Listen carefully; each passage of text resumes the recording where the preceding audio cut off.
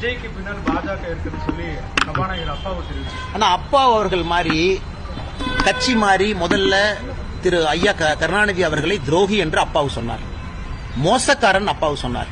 இன்னைக்கு அதே அப்பாவு அவர்கள் இந்த பக்க குட்டியாக்காரன் அடிச்சு வந்து இன்னைக்கு வந்து ஸ்பீக்கரா உட்கார்ந்து இருக்கிறாங்க. இந்தியால ஒரு ஸ்பீக்கர் அரசியல் செய்யறாருன்னா முதல் இடத்துல அப்பாவு தான் இருப்பார். இன்னைக்கு சட்டமன்றத்தில் உண்மையை சொல்ல வேண்டும் என்றால் முதலமைச்சர் பேசுவதை விட திமுகவுக்கு ஆதரவா அப்பாவு தான் பேசுறாரு. யாராவது பாரதிய ஜனதா கட்சியினுடைய 4 எம்எல்ஏக்கள் எந்திரிப்பதற்கு முன்பே அப்பாவு அவர்கள் பதறி போய் 4 பேர்த்தையும் பேச விட மாட்டார். அதனால இவர் அரசியலை பற்றி பேசாமல் இருப்பது அவருக்கு நலம். இன்னைக்கு அவருடைய சொந்த ஊர் அதெல்லாம் போய் பாருங்க என்ன அட்டூழியம் பண்ணிட்டு இருக்காருன்னு. அதனால் தமிழ்நாட்டில் யாராவது குரல் கொடுக்க ஆரம்பிச்சா பிஜேபி பி டீம் முதல்ல இதுல இருந்து வெளியே வரணும். விஜய் அவர்களுக்கு அவருக்கு தொண்டக்குழி இருக்கு, அவருக்கு நாக்கு இருக்கு, அவருக்கு வாய் இருக்கு, அவரு பேசுவார். பாரதிய ஜனதா கட்சி வாடகை வாய் யாருக்கும் கொடுக்க வேண்டிய அவசியம் இல்லை. அதனால் அப்பாவு அவர்கள் இந்த விஜய் போபியா, பிஜேபி போபியா, இந்த போபியாவிலிருந்து வெளியே வந்து